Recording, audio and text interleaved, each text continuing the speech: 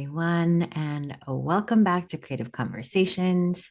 My name is Xenia. If we haven't had the pleasure of meeting, it's great to be here with you on the internet waves. This series lives on my Substack podcast, and it's dear to my heart because I know and believe creative energy is spiritual energy, is powerful energy. I am delighted to bring creative people to you who can tell you how that creative spirit moves through them in real time. Today's guest is Sirah Mora, and Sirah is someone I have worked with in a multitude of ways. Sirah designed my recent branding, my website. She was also a member of Garden of the Imaginal and a teacher inside Emanate, the business school for mystics I ran last year.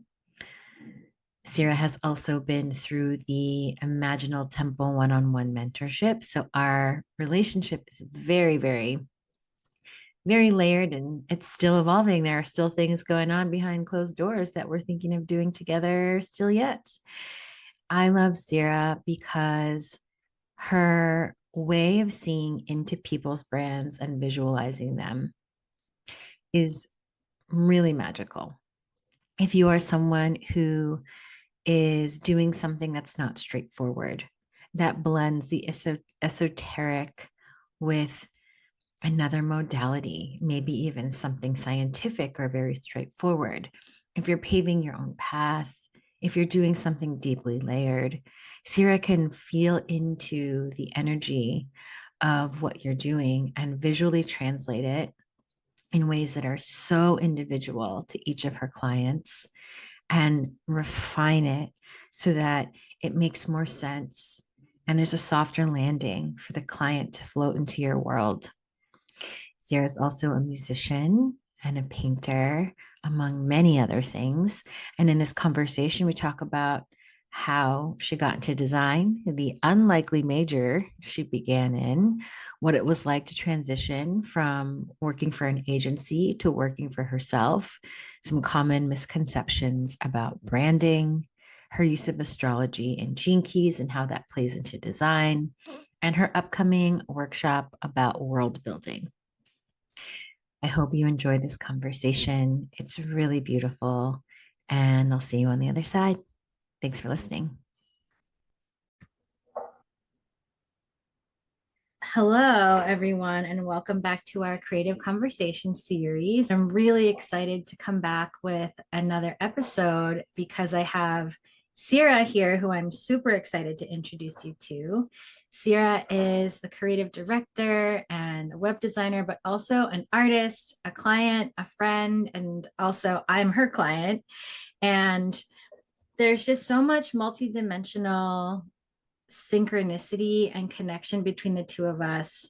And I just feel really understood by Sirah's creative world and universe that I'm so excited to introduce her to all of you.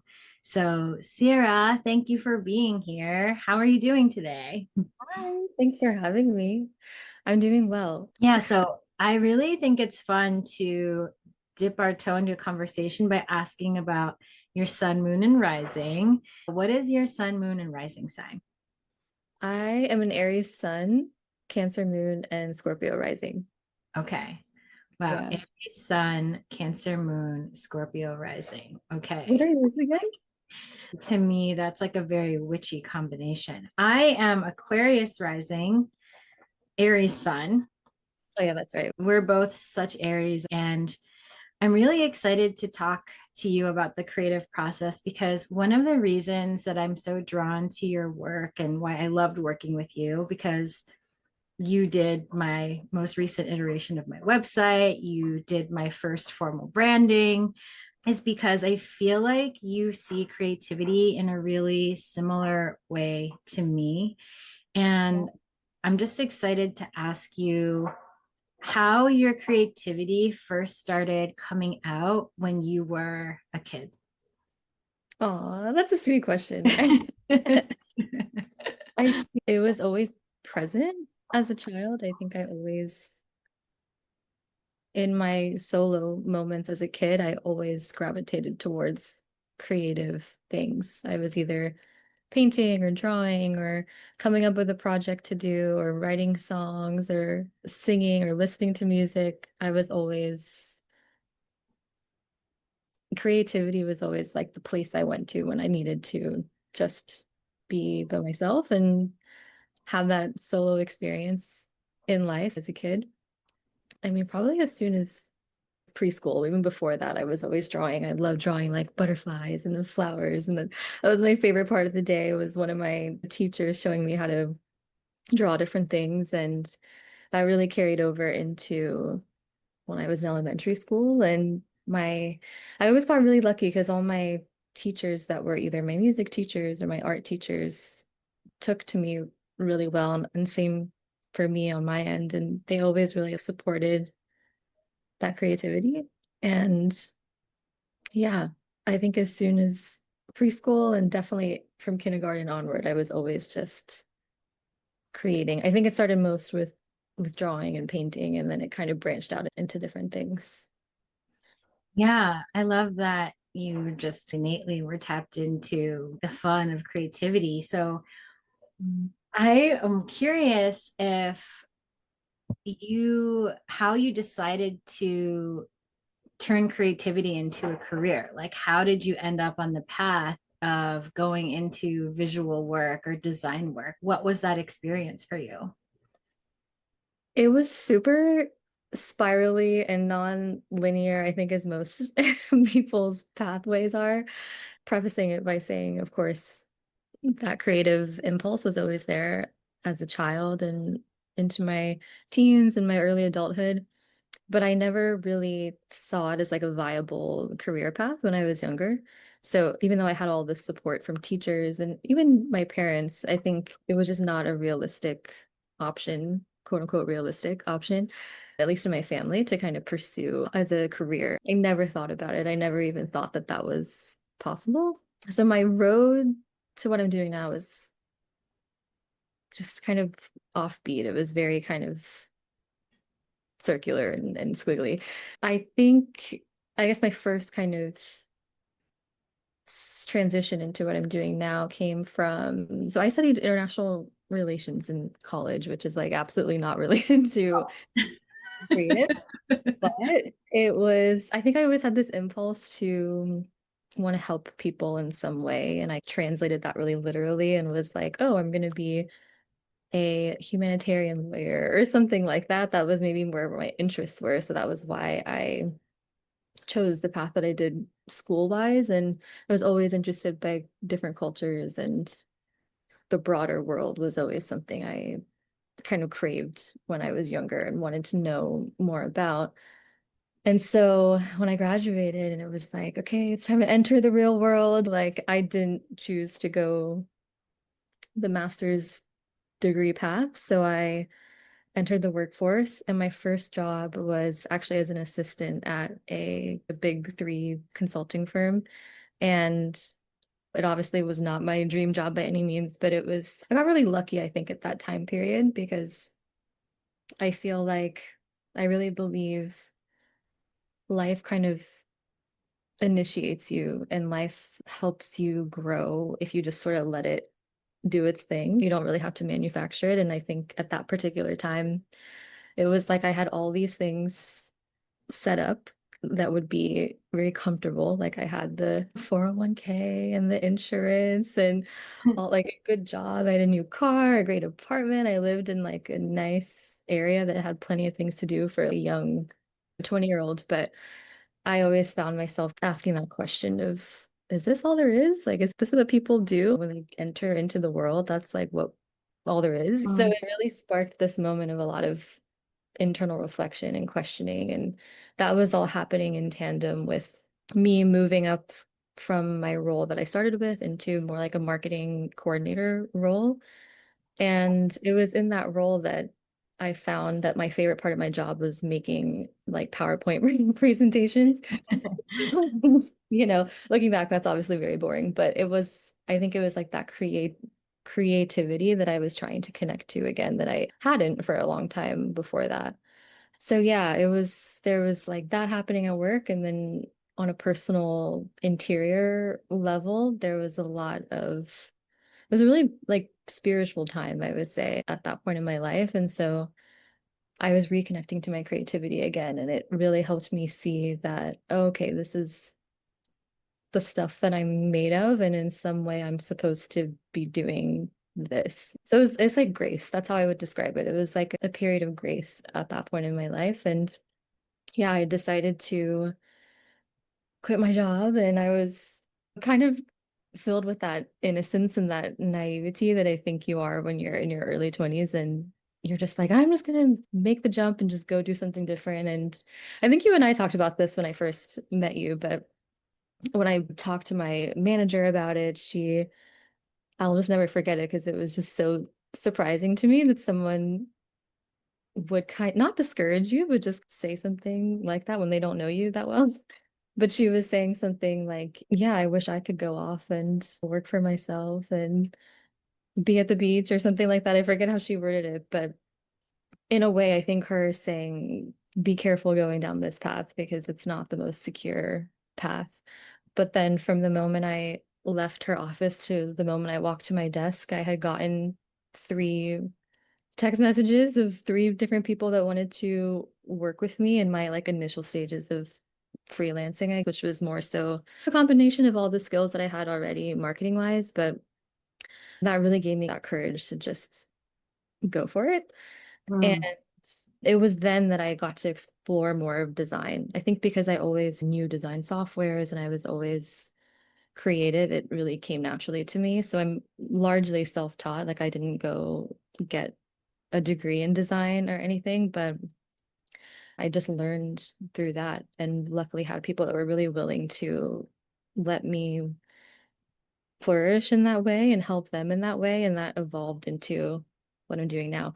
But I will say that there was like a definitely up and down roadmap to fully branching out on my own because I worked at creative agencies for a few years and then I would always kind of return back. Like I was always freelancing while working at agencies at the same time. So it took a while for me to fully have the confidence to go out on my own. Yeah, I want to talk about this fact of you being mostly self-taught because I think that really surprises me having worked with you because you do have the ability to deliver branding and websites and projects on a very refined and professional level with a lot of technical skill. And I think that you're deeply organized in the process of helping people. So I'm curious, like, how did you find yourself teaching yourself these softwares? So was it just something that you were doing for fun? Did it come up at work? So you were like, let me just figure it out. Like, how did you teach yourself? That's an interesting question. I had to like think back to the origin point. But when I think about when I started using design software, it was probably in high school. That was actually when I started because I did have classes that I took that allowed me to learn the fundamentals. And then when I was getting out into my own, it was really just as the need came, that's when I would learn different parts of the software. So, I mean, even certain softwares, I by no means am probably the most versed. I definitely don't know everything that you can do in these softwares, but I also think so much of design software is changing now too, where it's what was maybe really useful 10 years ago is like so different now. There's stuff that definitely makes that process a lot quicker, a lot easier and more intuitive. But yeah, I learned things as the need came, and that really gave me the skills to build off of each thing and just following my own curiosity. I think that's the thing about creativity too in the creative process is like you can approach learning softwares in a creative way too, where it's sure you can learn the fundamentals, but if you're trying to just experiment with something, having some time to poke around and play at things and click things and open other things you probably shouldn't, but that was mostly how I learned. It was just through doing kind of and yeah, and then each new project really helped me build new skills. I'm still always learning new skills, so it's nice that it's never like an exhaustive thing and there's never like a definitive point where you know everything about these different tools. Yeah, I think that the reason I wanted to ask about that is because I feel like there's a lot of common misconceptions for people probably listening to this or in my community around developing skills or expertise in any way, whether that's you becoming a human design reader or you becoming a web designer or a graphic designer. And I feel like it's not talked about how often, how many other paths that there are. So I think it's really amazing to hear from people that just play around with things. And I also feel like it's a very fire sign way of Yeah. doing things. Like, Yeah. Especially Aries people. I'm just gonna figure it Oh, out. yeah. Well, you and I worked together for a while inside the mentorship container Imaginal Temple. And one of the things I remember very well from talking to you about creativity is your relationship to the visuals that appear for you when you're working with people or helping them with a project, and how there is a real crossover between the spiritual world or the intuitive world and your sort of strategic, artistic, visual skill set. And so I wanted to ask you, what is it like when somebody comes to you with an idea and you start to feel into how your creativity could help them express that idea? Yeah, it's so interesting because I'm still understanding my own process with that as well, because a large part of it is just really intuitive and it kind of bypasses thought sometimes. So initially, when I meet someone, I feel like it really depends. But sometimes colors come in really immediately when I meet them, or maybe I'm associating a very particular image or visual with this project. I kind of look at it more from the essence of their project versus Mm. them as a person, unless they're like a service provider or something like that. But usually, if they're building something separate from them, I like to really tune into what the energy of that creation is, because I think it's really easy sometimes for founders or people that are separate a little bit from what they're making to input their own tastes and preferences into the project, when really I think it's good to have it like exist on its own and have its own sort of signature. But yeah, it's a largely intuitive process where it's just, I think listening is a big part of it. I think Mm. getting to meet people and talk to them and really hear what inspires the work that they're putting out in the world, like the place that it comes from, the vision that they have for it. These things really inform a lot of my own sort of like intuitive images that I'm getting as they're sharing that with me. And it very largely always starts with colors most of the time. So it's like that ends up being what lays the foundation a lot for the rest of the branding. Because I feel like colors have such a emotion behind them. There's something you can feel when you are around them. They look, when you look at them, you feel different things just depending on, even as different as like something being white or black. It's wild how that can change your experience of something. And yeah, that tends to be the foundation and some of the mental images that come along with that. Yeah, I guess I'm just curious about how your inspiration flows through for each person, like what happens before it materializes, which brings me to this question of how you learn to trust that process. Because I've had a lot of people ask me to teach them about like how to put visuals out into the world with their Instagram or whatever, because I put out so much content there. And I'm always like, I'm not the one to ask this question. I could never explain to someone or teach someone why I like what I like, or like I'm completely untrained in graphic design. So a lot of the things I do, I think are a little bit wonky in terms of like design rules, but I like that. I like that you can tell I don't know. And so I feel like what is really beautiful about your work is it's so hard to translate energy. It's so hard to translate, especially a lot of your clients. I would include myself in this group who aren't necessarily doing this really straightforward thing. They're super multidimensional people. And I always want to tell people just to trust their instincts and trust their preferences and just start and playing around. But I that there's almost a step before experimentation and playing around that Mm, I don't even know what that step is because I'm an Aries. I just start yeah. throwing spaghetti at the wall. And I feel like your work helps people either get your support to translate like the cloud of their energy like into you to visualize, or to get them ready to trust and play around, because you did a workshop for me in my program Emanate and everyone loved it so much, and it was a lot about teaching people how to go through the process of translating emotion, and you simplified and reframed what it means to brand something so that people just got really playful really quickly.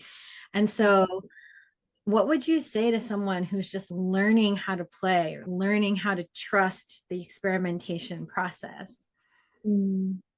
Yeah, you're so right about there's like this, I don't know if it's a block, but it's like this resistance that comes before you start playing and experimenting. And I'll start there first, I think, because I feel like I get what you're saying, because I'm the same way where it's like that. I don't even know what that is. But not to say that I haven't ever experienced that, because I definitely have. But I feel like sometimes that happens because we're too precious with what we're doing, you know? Like I feel like we hold it a little bit too tightly, and so we take it seriously. And I feel like that seriousness is sort of in direct opposition to play. And it makes sense because I think we live in a world now that with social media and all these things, it's like everything feels so legitimate the second you put it out in the world. But like realistically, right?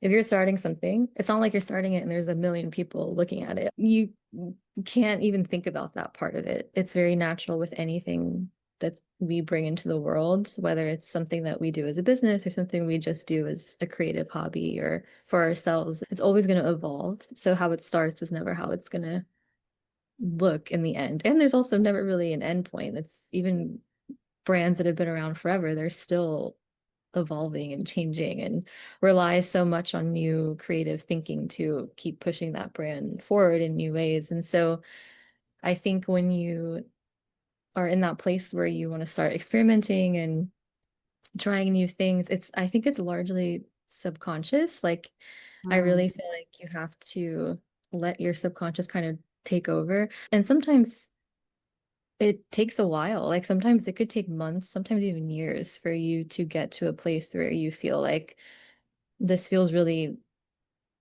visually representative of the idea that I have in my mind. And sometimes too, obviously, everyone's starting in different points and has different resources, but that is also the purpose of working with creatives and people that are professionals that can help bring that vision into the world in a more tangible way. But yeah, if you're doing it solo, I think it's important to not be too precious and to just don't be so scared, or take it too seriously at first, even though I get it, it's a serious thing. Yeah, totally. It's interesting because it also reminds me of how Aries is kind of the child of the zodiac and the innocence of Aries, and how there is this sensibility with being a playful person that there there is no right answer, like you're just sorting it out. And I just went to your website today, and I was on your website like 3 months or 6 months ago, and like it's totally different and it's totally changed. And I love that about the universe you make and like what you create. And I feel like a lot of our creative fear, I think, also is connected to our fear of, I guess I would say, like showing who we really are instead of presenting who we are. And I don't know, maybe that's a complicated question because in branding, maybe there is supposed to be a sort of presentation or a refinement. But the reason I like working with you and I like reading your words on your Substack or like looking at your website is because it does feel like, yes, while there's refinement, there's something that's really raw and true that's trying to be shown. There is a like a core original authentic code that's trying to come through. And so How do you think design can help people understand or better express that core of themselves, or that visual world can become like a playground for people who are trying to express something that's maybe hard to say in words? Thank you first off for saying that, because the fact that you feel that is also very reassuring to me because I think that's the intention, whether conscious or unconsciously, that I have when I'm creating something. And to your question about how can people use design or visuals to express something that's a part of them in a very visual way. On the one hand, so much of design there is like that technical skill because there's like the softwares and whatnot. So what we can express is always going to be limited by that in some way. So I'll just say there's no shame there or any kind of yeah, worry about that part. But if you are poking around and experimenting with things, I really like to look at things in a very world building perspective. Mm. And it starts with a feeling for me, whether it's who you are or whether it's something you're creating, what ultimately is that feeling that this is trying to convey? What is this frequency it's trying to exist as in the world? And from there, you build off of that feeling because I feel like when I'm thinking of world building in a way, it's almost like this is the feeling that this creation is starting with.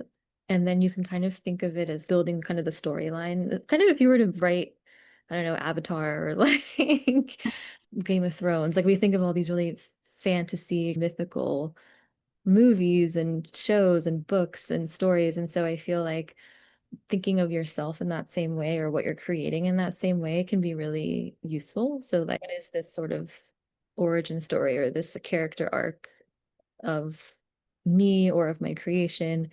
And if I had to imagine this as a place or a world, what would it look like? What would be the colors there, the textures, the sounds, the feelings? Who would be the characters? If you're thinking of your ideal audience, it's almost like, who would that be? Who are these characters that are part of this story? And what's the culture of this place? And I really like to think of things as a little world because I feel it always keeps you really close to the intention of it. Otherwise, it's very easy, I think, to get distracted by what other people are doing or how other things look and wanting to replicate that. And obviously, it's great to always have inspiration, but I think when you're really kind of trying to build a world, it comes with both the big vision, but also all the little details that make that vision. So you're always close to the original intention because you're making with everything with that in mind. I will say, though, that when it comes to branding and how much has to be presentation versus just like an authentic expression of who you are, I do feel like there is a balance because it also depends on what you're doing. Because if you're like a product-based business, I think it's a little easier to lean more into the strategy side of things because you're comparing a product that's out there with other ones that might be similar. So you want to differentiate yourself. Mm. But you can still keep that same kind of like intention there. And that's what I really try to do in my brand process and design work is to weave both that intuition and that strategic thinking. So it feels like a really unique thing and it doesn't feel like a replica of something you've already seen or something that just feels sort of generic. But if you're an artist or maybe like a service provider or you're someone that does multiple things, I feel like you have a little bit more room to maybe lean less on the strategy and more on what's this kind of like through line between all of the things that I care about in my work and how do I build a world around that and represent that in a visual way. Yeah, totally. It really makes me think about how, in the process of working with you, especially through the branding, there's so many questions that you ask me about not just what am I making? I'm making a website. What do I provide? But there is this like inherent education and business strategy just in filling out the questions because you start to have to think about who you're talking to and ultimately what you want that client or customer or audience to be doing. And it's funny, you can run a business for years and never really ask yourself these questions, and you have to update them like once a year, I find. And I find the process of receiving the visuals that you gave me, my website, if anyone's curious about it, like the first thing you came to me with was this idea of like an underwater garden meets textbook college biology microscope professor combination. And what was so cool about it was like there was this deep understanding of the energetic whimsy in my work, and also how do I help a human being get to know Xenia in a way where they're not overwhelmed and where they can understand where to go first, and how can I help both part, like be a mediator for both the creative and the audience to have a good experience. And what I'm curious about with you is like the business side of you, which is also like a very Aries thing. Like, how does the part of you that's strategic, like, how did you hone that part of yourself? Is my first question. And my second question is how that strategic parts of you can relate to, or maybe sometimes even oppose, the creative artistic side of you. Yeah, I'm like still always balancing those two. Yeah, I would actually say I would blame the strategy part maybe on my Scorpio rise, very much like part of that sign, I feel like. But maybe it was my background in what I did before I became a designer. Like, I think coming from the consulting world in some way, even though I wasn't a consultant, but I was around that a lot. And working in agencies and stuff, I think I got a lot of that corporate experience. And in those worlds, that strategy is always kind of the focus. And it actually took time more for me to trust the intuitive part of myself. And it's funny because even in those worlds, I never felt really like I fit in there either, because I did always have that very intuitive, sensitive side to me that always felt like very opposing to that environment. And I'm sure a lot of other designers that work in creative studios or agencies feel very much the same way, because you're always trying to balance that, like that artistry and the fulfillment of that artistry and creativity with what's very strategic for the client and makes sense for the client. And even though that's always evolving, I feel like how I practice it in my work is I find the place for each of those in my process. So Hmm. I feel like everything for me starts from the intuitive, spiritual, unseen realm first, because that's what I'm picking up on when I'm meeting with clients and getting introduced to what they're building. And I really lean on that to get some of the preliminary ideas down.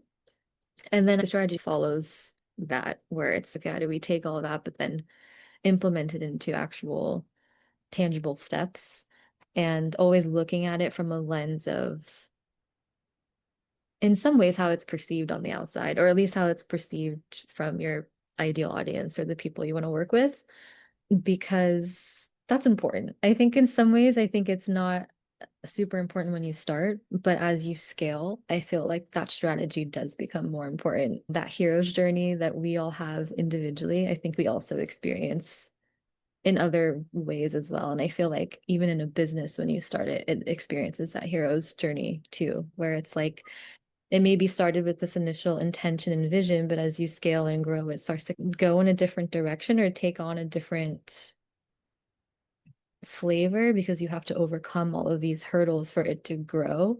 And so, to relate it back to your original question, I feel like that strategy becomes important as you scale a bit while also not losing the artistry. Whereas when you first start out, maybe that artistry is really important and maybe not so much the strategy, until you can get the idea going and actually start to make it your version of successful. Yeah, totally. It reminds me of this book I read by Ian McGilchrist, which is about the left and right brain and how we're becoming progressively a society dominated by our left brain, which is all about like analysis and structure and dissection, and how the right brain is actually all about the embodied world and seeing people as individuals and metaphor. And he talks a lot about how originally the part of us that's analytical is actually a servant to the part of us that is intuitive. And that's really mirrors what you're describing, where there's this initial idea and then the strategy comes and says, like, how can I serve you? How can I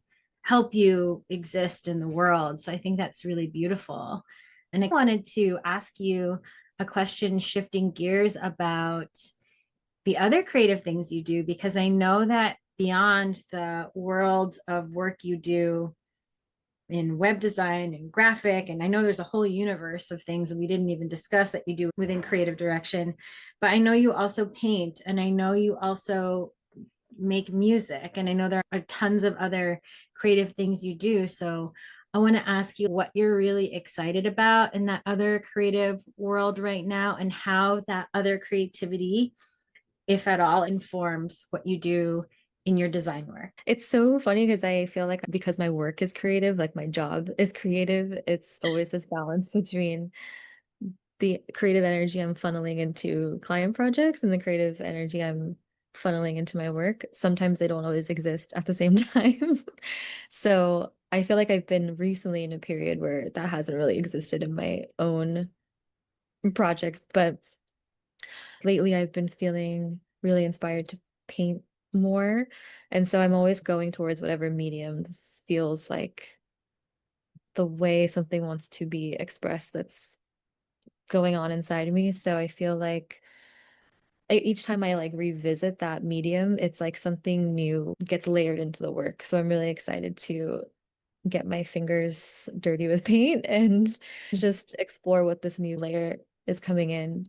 And then I think the creative work that I do personally that informs my design work, I feel like sometimes I think this goes back to experimentation and play being a very kind of unconscious or subconscious activity in a lot of ways because sometimes I'll get really into a specific creative style that maybe I haven't tried before or I don't even typically like, but suddenly I'm really into it. Or it could be like a color that I'm really into for some reason, but it somehow inspires me to just make a fake project or even incorporate it into my personal work.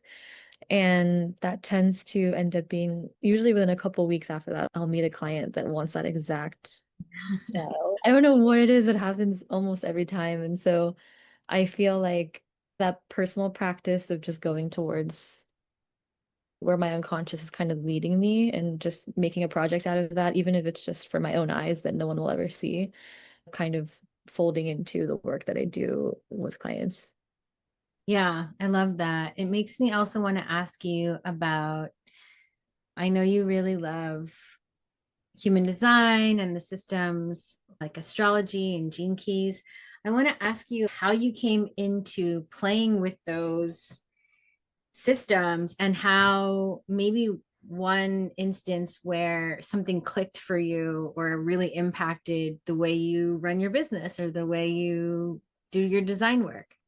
Yeah, I've always been interested, especially in astrology. That was the one that I was introduced to first. I think I got into it when I was like 13 or something. And it's really funny because I always kept that part really hidden actually for a long time because I don't know why. That was back in the days when you had one computer in the house that everyone had to share. So I would look up different things about my birth chart or just learn in general the language of astrology. But I always felt really weird about it. So I would like clear my browser tabs because I didn't want anyone knowing that I was looking at this weird stuff. And it is funny how just culturally we've shifted into a time now where it's really kind of commonplace now. Like corporations talk about astrology now.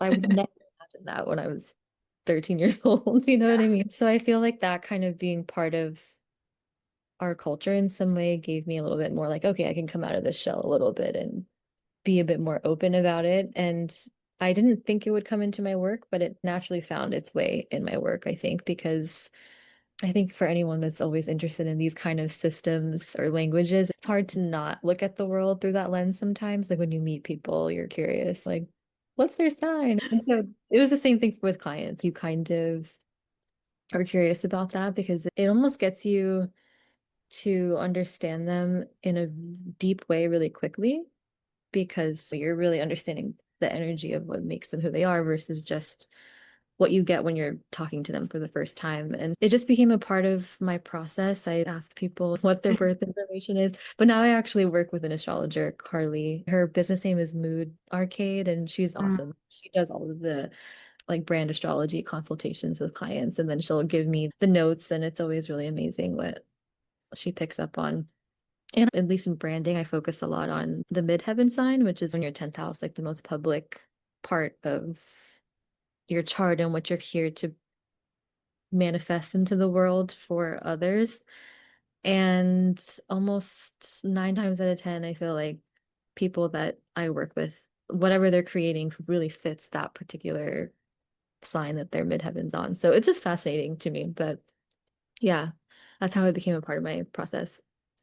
Yeah, it's so fascinating. I love thinking about my midheaven and how it plays into it. I feel like it's just such an interesting lens. And I feel like there's also something really wonderful about having a place to blend like artistry, gene keys, human design, strategy with one person. And I feel like the world is more and more looking for that Mhm. instead of feeling like everything is so compartmentalized. And so I feel like culture is changing, like you spoke about with astrology, but I can imagine that means so is art, which means so is design.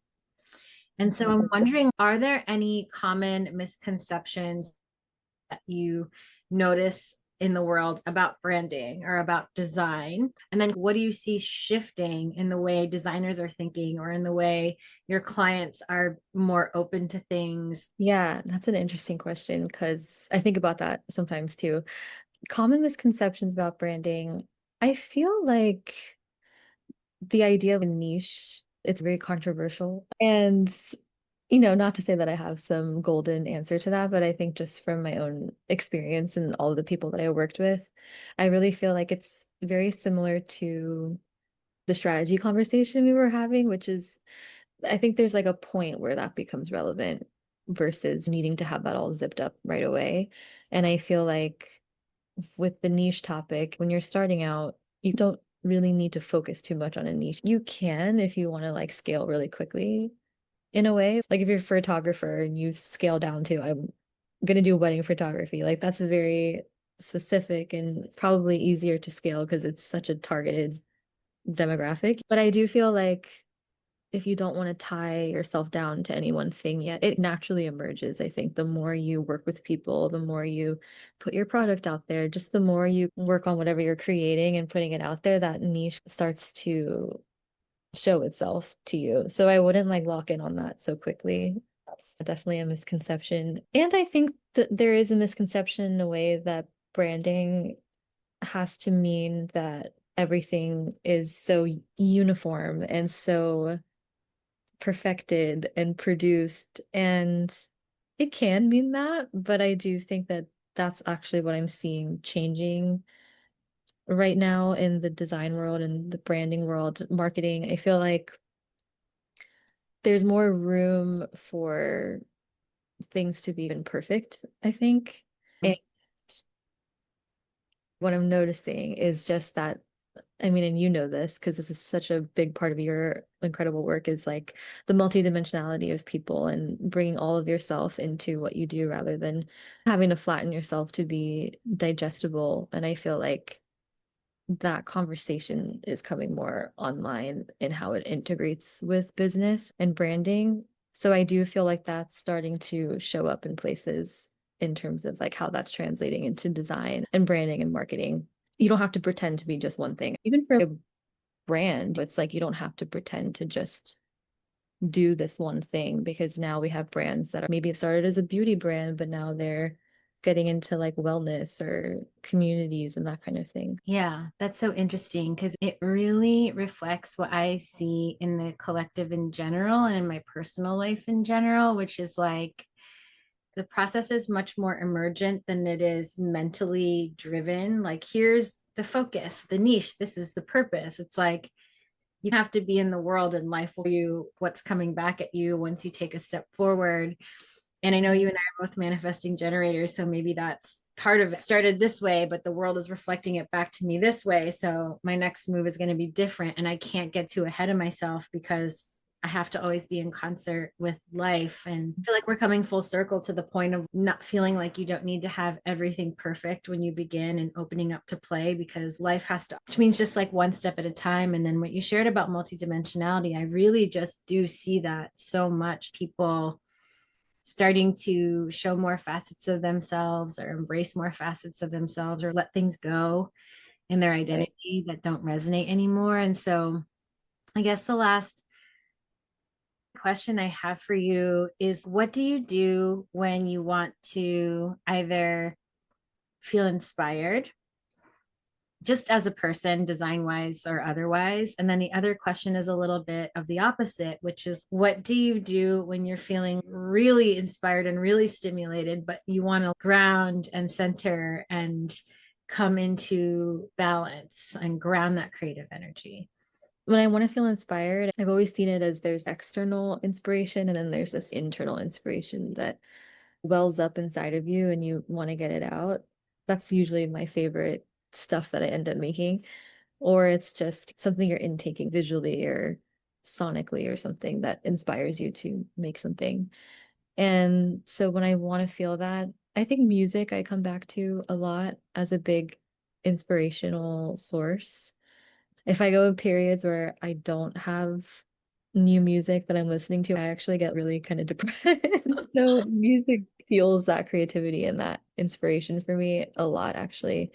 And also just rest. I think people say that a lot, but it really is so fundamental, I think, to creativity and rest, meaning not necessarily you have to, binge Netflix for 2 weeks, but just the mental rest of toning down all this stimulation that we have all the time and like being bored. I think that's Mm. what I'm talking about because when I'm really bored is when I get really inspired, I think. I don't like scheduling periods for boredom, but if I have a rest period where I don't have a ton of work, I just really lean into it and I'm like, I'm gonna just chill out as much as possible to the point where I feel so chilled out, I have to go do something now. Okay, I'm done resting. I got my energy back. Let's go make something new. That's very much a point of inspiration for me. And then the opposite for grounding down when too many ideas are happening.